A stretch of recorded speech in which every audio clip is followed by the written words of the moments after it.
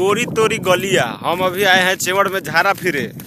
ठीक है, अभी हम खैर सब जोक सपा बात बता दे। गोरी तोर गलिया एगो गाना आ रहा है, बहुत ही जबरदस्त झकास गाना आ रहा है। आज आया है पोस्टर, कॉल है टीजर अन्नपूर्णा फिल्म से। अखिलेश कश्यप का लिखा हुआ, आर्या शर्मा का म्यूजिक, खेसारी लाल यादव का गाया हुआ, शिल्पी राज का गाया हुआ, सपना चौहान ने उस वीडियो में काम किया हुआ है। ठीक है, अपडेट एक बार में पूरा खुलेआम बता दिया है। तो वीडियो को लाइक करो, चैनल पे नहीं है तो सब्सक्राइब करो, वीडियो को शेयर करो, आप पवन सिंह को पूरा खुलेआम सपोर्ट करो, हम यही बोलते हैं। ठीक है, अब क्या बताएं, तो सब बता दिए हैं।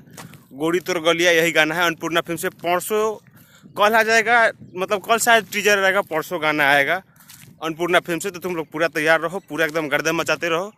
और वीडियो को ज़्यादा बार नहीं करेंगे, पसंद आया होगा तो लाइक करो, चैनल पे नहीं है तो सब्सक्राइब करो और शेयर करो एकदम गर्दन उड़ा के।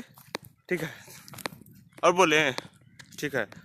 तो अभी मतलब जो अभी शूट हुआ है सपना चौहान के साथ में, वही वाला वीडियो आएगा।